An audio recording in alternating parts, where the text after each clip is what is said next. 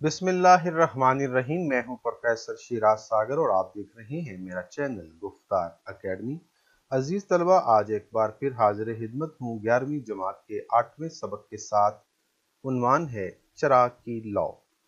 मुसन्निफा का नाम है हाजरा मसरूर और सिन्फ के एतबार से ये अफसाना है।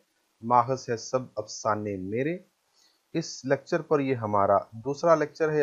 अगर आपने पहला लेक्चर नहीं देखा तो इस वीडियो के डिस्क्रिप्शन में उसका लिंक मौजूद है। तो अजीज तलबा, आज हम आगाज करेंगे सफ़ा नंबर 1 की आखिरी सत्र से, क्योंकि पहला सफ़ा हम पढ़ चुके हैं पहले लेक्चर में। आखिरी सत्र में हमने छोड़ दिया था, इसको एक दफ़ा फिर पढ़ लेते हैं। जब वो दिया सिलाई मांगता है अपनी बेटी से और वो कहती है कि मेरे पास दिया सिलाई नहीं, तो फिर बाप उसे दिया सिलाई देता है और फिर उससे यानी माचिस की तीली से उसको जलाता है और बीड़ी सुलगाता है। तो दिया सिलाई की रोशनी में उसका चेहरा बड़ा वहशत ज़दा यानी बड़ा जुनूनी सा नजर आता है। तो आगे चलते हैं। बड़ा जुनूनी सा नजर आया। उलझी हुई खिचड़ी दाढ़ी, होंठों पर ऊंधी हुई मूंछें, लकीरों से पिटी हुई पेशानी और उबली हुई आंखें। तो ये उसके चेहरा जो है उसका मंजर है जी। उलझी हुई खिचड़ी दाढ़ी यानी मिली जुली दाढ़ी यानी बाल एक दूसरे में उलझे हुए। होंठों पर ऊंधी यानी मूंछें उल्टी हुई। लकीरों से पिटी हुई पेशानी, तो माथे पर लकीरें थीं मेहनत और मुशक्कत और गुर्बत की वजह से, और उबली हुई आंखें थीं कमजोरी की वजह से, जैसे फाका कशी होती रही हो। तो यकीनन मुफलसी में फाका कशी करनी पड़ती है। तीली जल कर एक नन्ही सी सुर्ख कमान की तरह खम खा गई यानी मुड़ गई, और चुरमुराती हुई यानी सुलग कर टेढ़ी होती होती हुई बीड़ी का धुआं छोटे से आंगन में फैल गया। हूं वो कांखती हुई पट्टी पर जोर देकर उठ बैठी। कांखती हुई यानी कराहती हुई, या फिर हाय हाय करना जो है उसको भी कांखना कहते हैं। हाय हाय करती हुई भी हम कह सकते हैं। बीड़ी के धुएं से उसका जी मतला रहा था। कैसा जी है अच्छन। बाप ने बीड़ी का एक तवील कश लिया तो हल्की सी सुर्ख रोशनी में उसकी उबली हुई आंखें चमक गईं। बीड़ी ना पियो अब्बा, इसके धुएं से मेरा जी उलटता है। तो उसने बाप से फरमाइश की और वो अपने बुखार से भारी सर को कंधों पर झुका झुका कर बेजारी से कांखने लगी यानी कराहने लगी, या उसे धुआं तंग कर रहा था तो उस वजह से वो हाय हाय करने लगी। बाप को गुस्सा आ गया। कितनी देर बाद तो उसने बीड़ी सुलगाई थी। जब से बीड़ी का बंडल 6 पैसे का हो गया था, वो तमाम दिन और रात में सिर्फ 4 बीड़ियां पीता। मारे तलब के जमाहियों पर जमाहियां आती, लेकिन अपना जी मारता। और इस वक्त बेटी ने हुक्म लगा दिया कि ना पियो। जमाहियों पर जमाही, ये जमाही क्या होती है जी? जिस्म में तनाव की वजह से मुंह का खुल जाना जमाही कहलाता है। इसको अंगड़ाई भी कह सकते हैं। तेरा जी तो हर बात में उल्टा करता है, कुछ दिमाग चल गया है तेरा, यानी तेरा दिमाग खराब हो गया है। बाप ने तेज आवाज में कहा, और अच्छन बगैर कुछ जवाब दिए उठी और दिया सिलाई की डिबिया लेकर दालान में रेंग गई, यानी वो बाहर चली गई। दालान आप कह सकते हैं बड़ा और लंबा कमरा। घर की सुनसान तारीकी में दिया सिलाई के रगड़ने की आवाज गूंजी और स्याह ताक में रखे हुए चिराग पर मध्यम सी लौ चमकने लगी। वो सीधा दालान के सतून का साया छोटे से आंगन से गुजरकर सामने की दीवार तक चढ़ गया। तो अच्छन ने दिया सिलाई की डिबिया मुट्ठी में दबाकर अपना सर ताक के बराबर टेक दिया और पुतलियां फिराकर चिराग की टमटमाती हुई लौ को देखी। ताक पुराने दौर में दीवारों के साथ एक स्टैंड नुमा एक जगह बनाई जाती थी जहाँ पर या तो चिराग रखा जाता था रोशनी के लिए, ज़रा बुलंद ये जगह होती थी, या फिर कुरान मजीद रखने के लिए भी इस तरह के ताक रखे जाते थे, ताकि उनकी तकरीम की जा सके और उनकी इज़्ज़त की जा सके, और बुलंदी में रहेंगे तो गुस्ताही नहीं होगी। तो चिराग रखने के लिए भी इस तरह के ताक बनाए जाते थे। बाप ने बीड़ी चारपाई की पट्टी पर रगड़ कर बुझा दी और उसे दोबारा पीने के ख्याल से अपने कान पर जमाकर अच्छन की तरफ देखा तो उसे जैसे धचका सा लगा। अंधेरे में पनाह ढूंढती हुई रोशनी में वो इस तरह खड़ी हुई बड़ी भयानक यानी बड़ी खौफनाक लग रही थी। हड्डियों पर मुंडी हुई स्याह खाल, उलझे उलझाए जोंच ऐसे बाल यानी बेहद उल्टे सीधे बाल, खुले हुए होंठ और फिरी हुई पुतलियां। हमारी आंखों में जो स्याह रंग का दायरा सा होता है, छोटा सा काले रंग का, उसको पुतली कहते हैं। और फिरी हुई पुतलियां से मुराद है पुतलियों का फिर जाना। ये मुहावरा भी है, यानी हालत गैर हो जाना, बस जैसे वो दीवार से टिक कर मर गई हो। अभी दूसरा ही साल तो था कि बाप ने अच्छन की मां को बिल्कुल इसी हालत में बिस्तर पर पड़े देखा था। खुले हुए होंठ और फिरी पुतलियां, ये देखकर वो बजाय रोने धोने के गजों नए कपड़े के फेर में पड़ गया था। चित्रों और गड्ढों पर पड़ा हुआ गरीब औरत का बेजान जिस्म, उसे दुनिया के कायदे के बमूजब कफन चाहिए था। बमूजब की वजह से यानी दुनिया के कायदे की वजह से या उसके मुताबिक कफन चाहिए था। गजों नया थान पर से उतारा हुआ कपड़ा, चाहे वो जिंदगी में एक अरसे से छालेटन के एक गैर खार वाले पजामे को तरसती ही रही हो, मगर इससे क्या होता है। छालेटन एक सस्ता कपड़ा है, उसको कहते हैं, और गैर खार वाले यानी बड़े घेरे वाले पजामे को तरसती ही रही हो, मगर इससे क्या होता है। गरीबों को अमीरों की बराबरी करने का बस एक ही मौका मिलता है दुनिया में, और वो मरने के बाद सिर्फ कफन लेने के बारे में। आहा, असल बात तो ये है कि गरीब पैदा ही इसलिए होते हैं कि मरने के बाद अमीरों की बराबरी कर लें। तो अच्छन की मां के लिए कफन चाहिए था, और उसके लिए अच्छन का बाप इंतहाई फिक्रमंद था। वो सोच रहा था कि अगर अच्छन की मां जिंदगी में हर एक के सामने लीरे लीरे कपड़ों में फिरी थी, यानी फटे पुराने कपड़े कह सकते हैं, या पुराने कपड़े, उसका ये मतलब थोड़ी था कि वो कब्र में भी यूं रख दी जाती। इसलिए उसने जान पहचान वालों के दरवाजे खटखटाए। तो देखते हैं जी इस सफ़े में क्या कहा गया है। तो जैसे मैंने पिछले सफ़े में अर्ज किया था कि बेटी ने दिया सिलाई मांगी, बाप ने उसको दे दी चिराग जलाने के लिए। और जब बाप ने दिया सिलाई जलाई तो उसका जो चेहरा नजर आया वो बड़ा वहशत ज़दा, बड़ा खौफनाक और जुनूनी था। यानी दाढ़ी बड़ी बिखरी हुई थी, होंठों पर मूछें जो हैं वो ऊंधी पड़ी थी, सर पर या माथे पर जो है पेशानी पर पिटी हुई लकीरें थीं, या फिर माथा पिटा हुआ था, या फिर उसकी उबली हुई आंखें थी जैसे बाहर आ जाएंगी। ये सब कुछ गुर्बत, मुफलिसी, तंगदस्ती, फाका कशी और मुशक्कत की वजह से था। और जब उसने तीली जलाई तो एक नन्ही सी सुर्ख कमान की तरह खम खाकर मुड़ गई, और बीड़ी का धुआं जो है वो सारे आंगन में फैल गया। तो ये देखकर जो है अच्छन जो है, जो उसकी बेटी है, वो उसको वो कराहने लगी या वो कांखने लगी।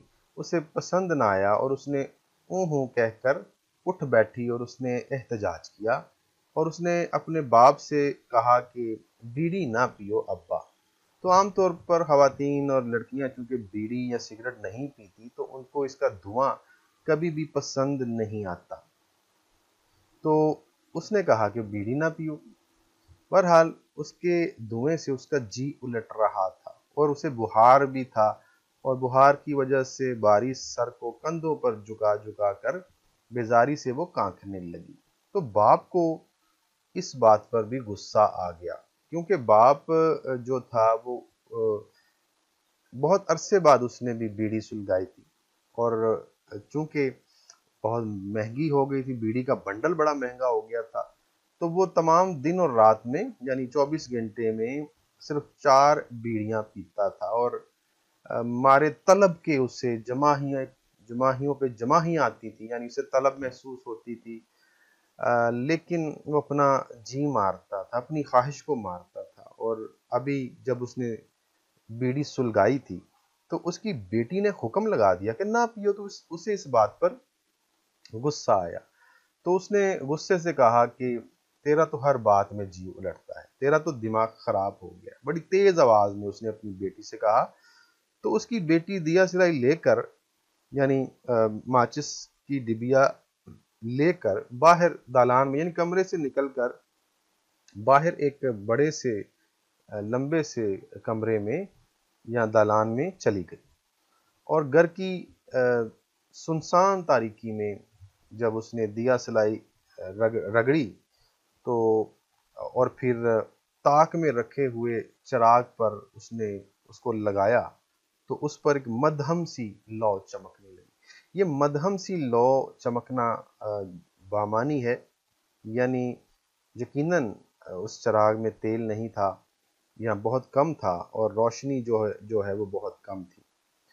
تو اس نے اس کو جلا تو دیا، لیکن اس کو پسند نہ آیا کہ اتنی کم روشنی ہے۔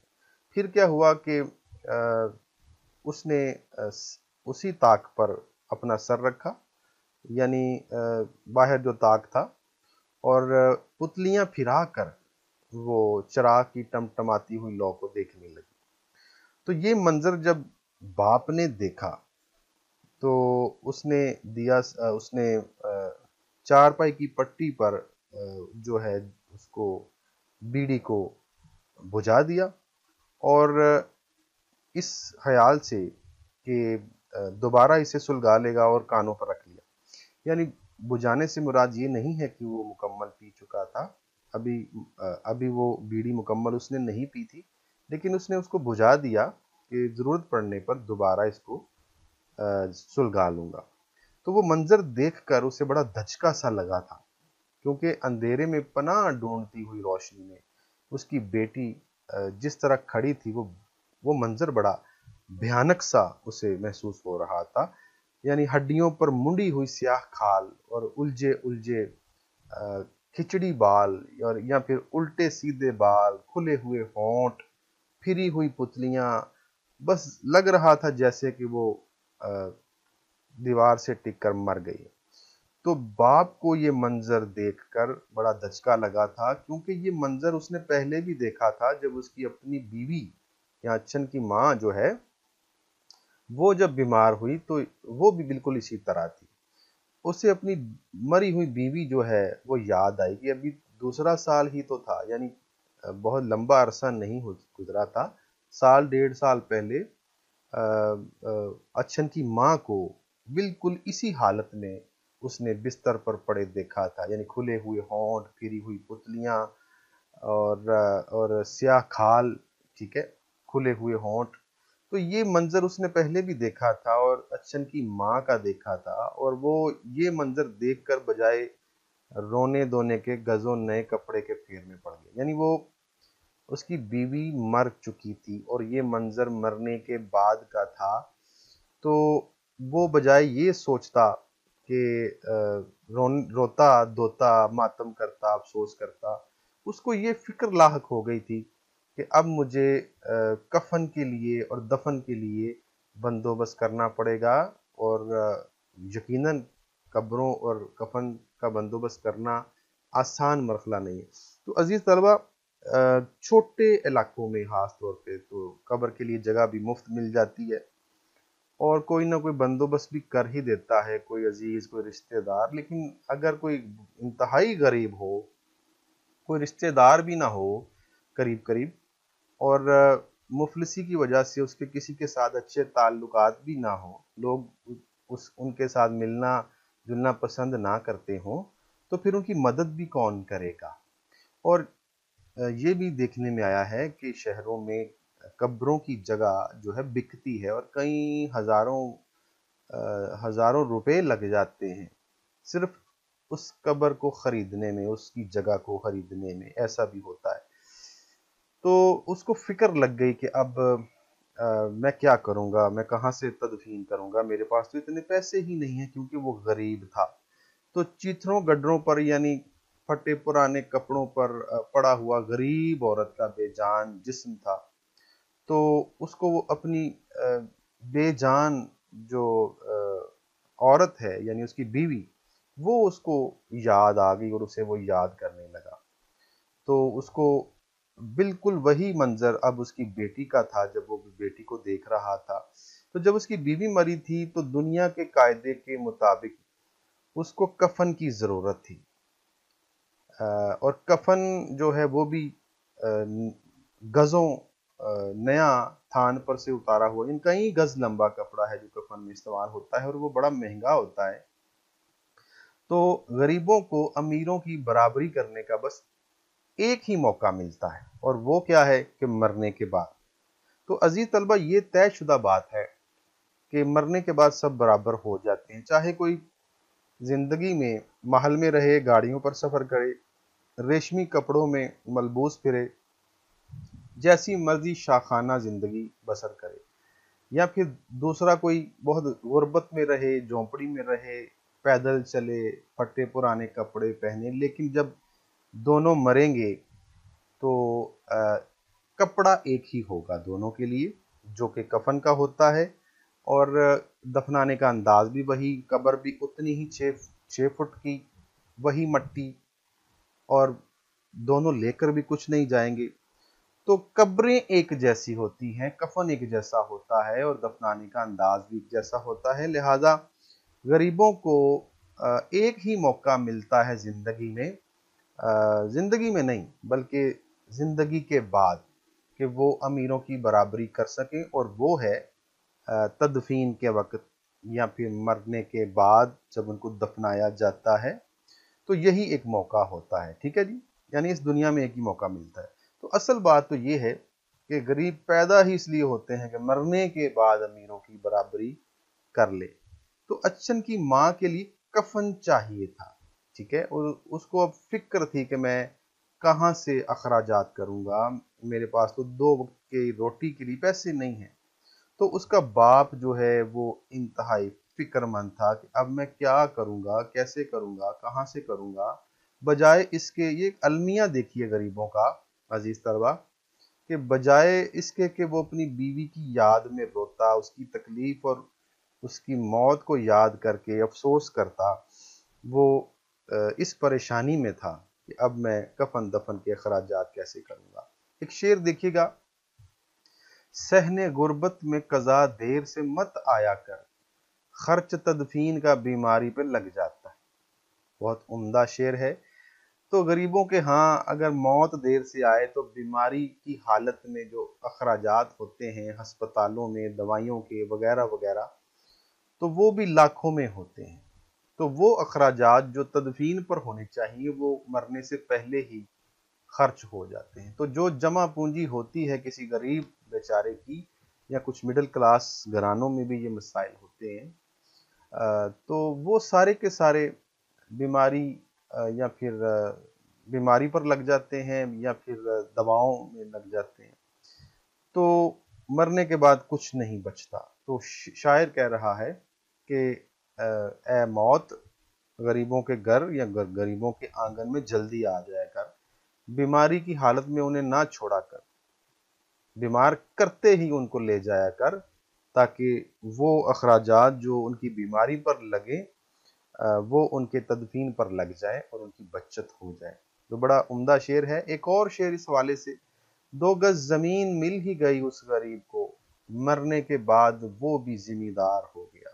तो गरीब आदमी बेचारा जिंदगी में तो जिम्मेदार नहीं हो सकता, लेकिन मरने के बाद उसे 6 फुट की जमीन मिल जाती है। तो शायर ने उसको बड़ा उम्दा पैराए में कहा है कि मरने के बाद 6 फुट की जमीन मिली, चले कुछ तो हम उसे जिम्मेदार कह सकते हैं, इस तरह।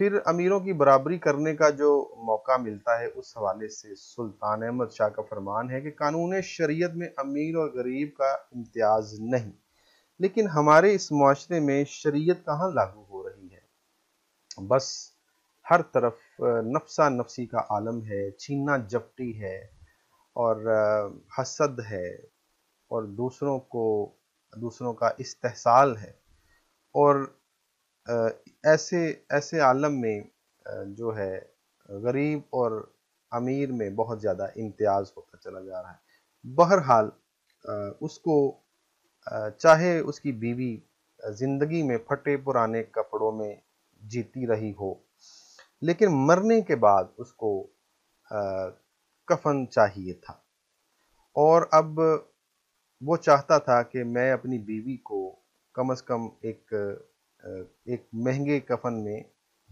اس کی تدفین کروں، لیکن اس کے پاس پیسے نہیں تھے اور جان پہچان والے لوگ بھی بہت کم تھے، اور جو تھے ان کے اس نے دروازے کھٹکھٹائے۔ تو اب چلتے ہیں صفحہ نمبر 3 پر کہ دروازے جب اس نے کھٹکھٹائے تو پھر کیا ہوا۔ ادھر ادھر بہت دوڑا بیچارہ، لیکن کہیں سے بھی اتنے روپے کا انتظام نہ ہو سکا کہ کفن خریدا جا سکتا۔ انتظام ہوتا بھی کیسے؟ اس کی جان پہچان والے ہی کون سے 2 وقت پیٹ بھر کھانے والوں میں سے تھے۔ آخر وہ سب کی طرف سے مایوس ہو کر اپنے مالک کے پاس گیا، یعنی جس دکان پر وہ کام کرتا تھا اس کا مالک، جن کی دکان پر وہ 10 روپے مہینے کے عوض صبح سے شام تک حساب کتاب لکھا کرتا تھا۔ تو 10 روپے اس کی مہینے کی تنخواہ تھی۔ تو عزیز طلبہ، یہ پرانی بات ہے، تقریباً 1 صدی پہلے کی بات ہے۔ تو اس زمانے میں 10 روپے تنخواہ ہوتی تھی لوگوں کی، اگرچہ کم تھی لیکن ہوتی تھی۔ تو وہ منشی کے فرائض انجام دیتا تھا اور اس کے بدلے میں اسے 10 روپے ملتے تھے۔ اس نے اپنی الجھی ہوئی میلی داڑھی کو آنسوؤں سے بھگو کر ہاتھ جوڑتے ہوئے کہا کہ مالک، میرے گھر میں بے کفن کی لاش پڑی ہے، کچھ قرض۔ تو اس نے قرض مانگا، اور مالک نے بات کاٹ کر نرم لہجے میں کہا، منشی جی، اللہ کے گھر کا کام ہے، قرض نہیں لو، یہ روپے ادا کرنے کی فکر نہ کرنا۔ تاجر مالک نے 25 روپے اس کے ہاتھ پر رکھ دی۔ تو شاید اس پر ترس آ گیا، یا ہو سکتا ہے اس نے کچھ زکوٰۃ خیرات نکالنے کا پہلے سے ارادہ کیا ہو۔ تو اس نے بہرحال اس کو 25 روپے رحم کھا کر وقتی طور پر دے دیے۔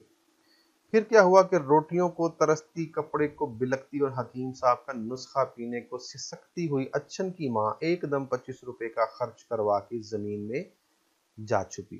اور اب اچھن؟ باپ فکر مند آنکھوں سے اچھن کو تک رہا تھا، جو اب تک بے حس و حرکت دیوار سے سر ٹیکے چراغ کی مدھم لوگوں پتلیاں پھرائے تکے جا رہی، یعنی دیکھے جا رہی۔ ماں کے مرنے کے بعد سے اسے بھی نہ جانے کیا ہوتا جا رہا تھا، بس گلتی ہی چلی جا رہی تھی، یعنی اس کی صحت جو ہے وہ خراب ہوتی جا رہی۔ وہی ماں کی سی ٹھسکے دار کھانسی اور ہلکا ہلکا بخار، ادھر پڑی ہے ادھر پڑی ہے۔ باپ غریب اس کی حالت کو سمجھتا تو خوب، مگر وہ علاج کیا خاک کرتا۔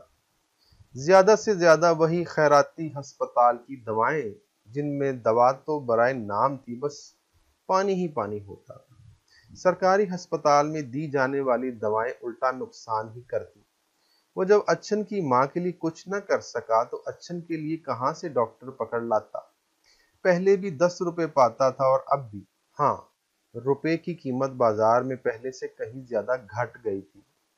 جب اچھن کی ماں مری تھی تو بازار میں آٹا 4 سیر روپے کا مل جاتا تھا، اور اب 2.5 روپے سیر بھی مشکل سے ملتا۔ ہر چیز مہنگائی کی انتہا کو پہنچ چکی تھی، لیکن دکان کا پرانا منشی اتنا ہی سستا تھا جتنا 20 سال پہلے۔ یہ دکان کا پرانا منشی، یہ اچھن کا باپ خود ہے۔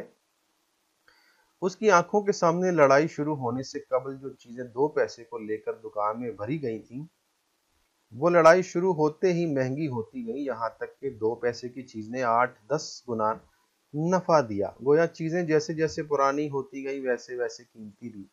لیکن اس पुराने मुंशी के 10 रुपए की कीमत बाजार में घटती ही चली गई। यहाँ लड़ाई का जिक्र आया है, लड़ाई शुरू होने से, तो यहाँ लड़ाई से मुराद यकीनन फसादात हैं, हिंदुओं और मुसलमानों के आपस के फसादात जो कि तकसीम के वक्त शुरू हुई। यानी हिंदुस्तान की जब तकसीम हुई और हिजरत हुई तो मुसलमानों, सिखों और हिंदुओं में फसादात फूट पड़े थे। तो इसको गालिबन अफसाना निगार ने लड़ाई कहा है।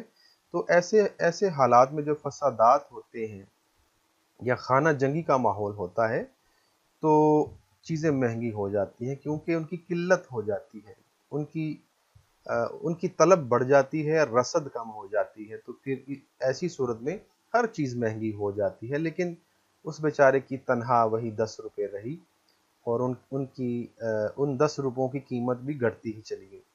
दुकान में खून बरस रहा था, यानी दौलत बरस रही थी, बेशुमार दौलत होना। मालिक के नाम पर बैंक में सोने चांदी के पहाड़ खड़े हो रहे थे, तो उससे क्या, वही मिस्ल के बीबी ईद आई, जवाब मिला दूर मुई तुझे अपनी टिकिया रोटी से मतलब। तो ये गालिबन ज़रबुल मिस्ल है कि किसी गरीब ने अपनी मालकन से कहा कि बीबी ईद आई है, यानी यकीनन ईदी लेने की बात की होगी या कुछ और पैसों की तलब की होगी।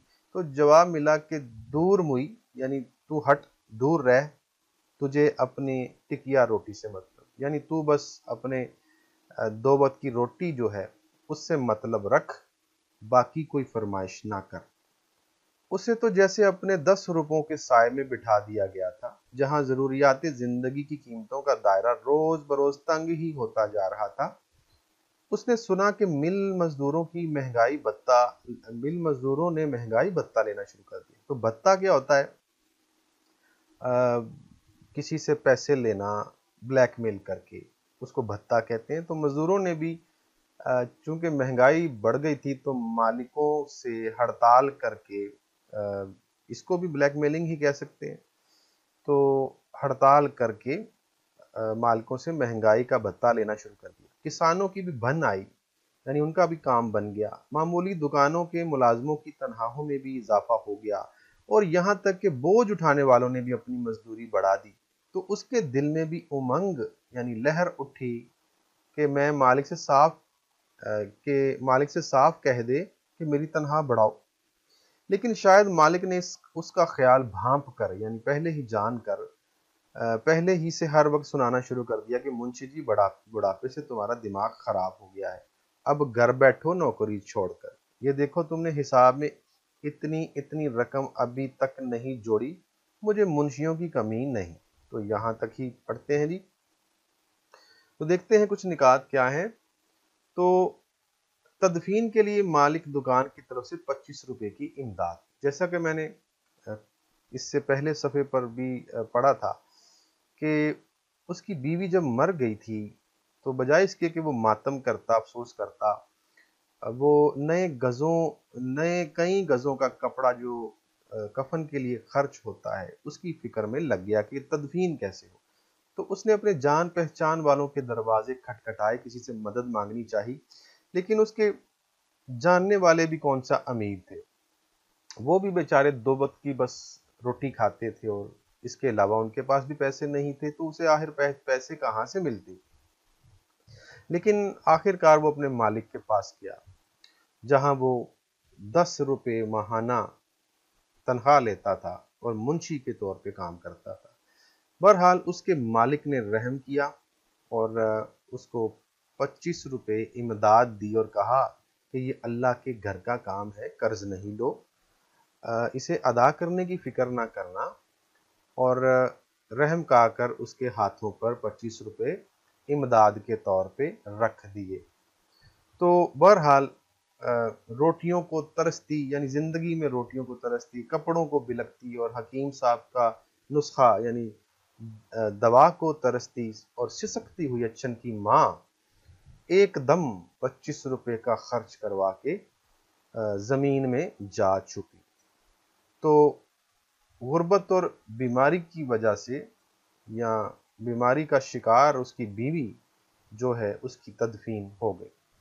یہاں حوالے کے طور پہ ایک شعر دیکھیے: گندم امیر شہر کی ہوتی رہی خراب، بیٹی مگر غریب کی فاقوں سے مر گئی۔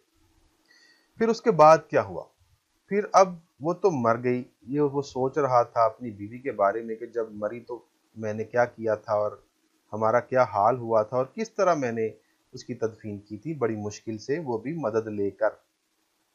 اب ماں کے بعد بیٹی کو بھی وہی کھانسی اور بخار ہو چکا تھا، اور وہ بھی بالکل اسی طرح اس کھڑی تھی، یعنی جب وہ چراغ جلا کر دیوار سے سر لگا کر پتلیاں پھرا کر دیکھ رہی تھی، تو وہ منظر بڑا بھیانک تھا، بالکل اسی طرح جس طرح اس کی ماں مرنے کے بعد نظر آ رہی تھی۔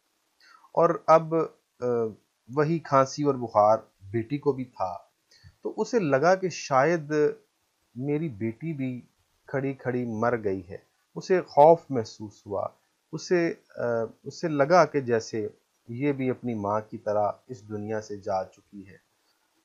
اس کا باپ غریب تھا، اس کی حالت کو سمجھتا بھی تھا، مگر وہ کرتا بھی تو کیا کرتا، وہی خیراتی ہسپتالوں کی دوائیں جو کہ کسی کام کی نہیں ہوتی، یعنی اول تو ناقص ہوتی ہیں اور دوسرا نقصان بھی دیتی ہیں، ٹھیک بھی نہیں ہوتی، یعنی فائدہ کرنے کی بجائے یا بیماری کو ٹھیک کرنے کی بجائے مزید بیمار کر دیتی ہیں۔ تو ایسی دوا کا کیا فائدہ؟ وہ بیچارہ کرتا بھی تو کیا کرتا کہ ایسی دواؤں کا اسے کچھ فائدہ نہیں تھا۔ ایک اور شعر دیکھیے کہ کم سے کم موت سے ایسی مجھے امید نہیں، زندگی تو نے تو دھوکے پہ دیا ہے دھوکا۔ ایک اور بکرات کا قول ہے کہ زندگی کا وقفہ نہایت قلیل ہے، اگر مصیبت ہو تو یہ کافی طویل ہے، یعنی یوں تو زندگی بہت مختصر ہے، لیکن جب مصیبت اور پریشانی ہو تو یہی زندگی بہت طویل بھی ہو جاتی ہے۔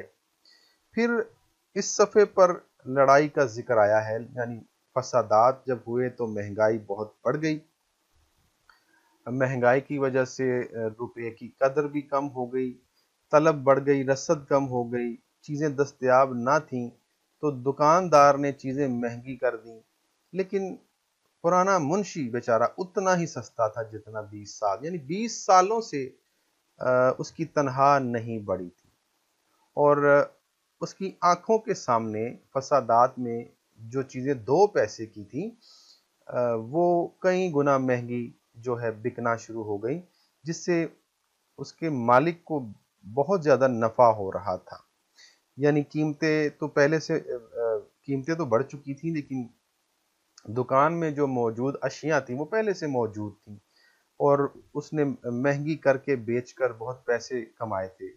یوں سمجھ لیں کہ دکان میں دولت برس رہی تھی اور مالک کا جو بینک بیلنس ہے وہ بڑھ رہا تھا، لیکن وہ بیچارہ وہیں کا وہیں تھا، اسے تو جیسے 10 روپوں کے سائے میں بٹھا دیا گیا تھا۔ تو یہاں سرمایہ دار طبقہ جو ہے ان پر ایک تمانچہ ہے کہ وہ کس طرح غریبوں کا یا مزدوروں کا استحصال کرتے ہیں، یا اپنے جو ملازمین ہیں ان سے کام تو وہ لیتے ہیں مستریوں والا، لیکن معاوضہ مزدوروں والا دیتے ہیں، کام زیادہ لیتے ہیں، پیسے کم دیتے ہیں، تو یہ اس طرح ان کا استحصال کرتے ہیں۔ ایک شعر دیکھیے گا اقبال کا: مکر کی چالوں سے بازی لے گیا سرمایہ دار، انتہائی سادگی سے کھا گیا مزدور مات، یعنی شکست کھا گیا۔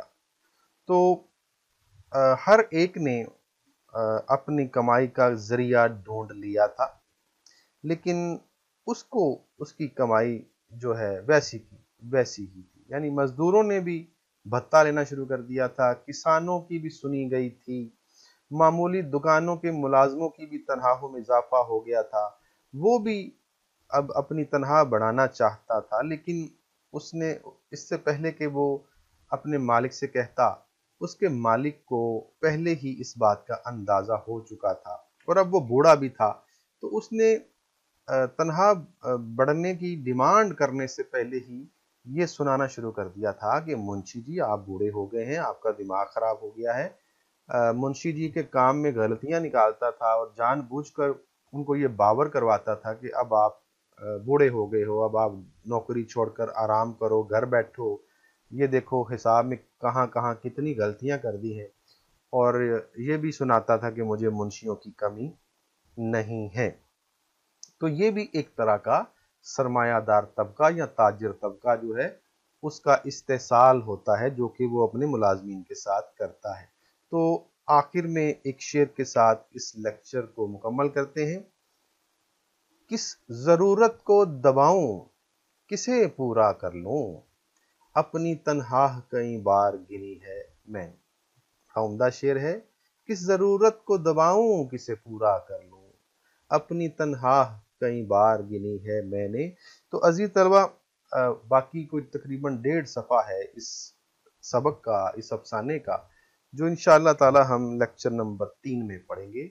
अब तक के लिए इजाज़त दीजिए। अल्लाह हाफिज़।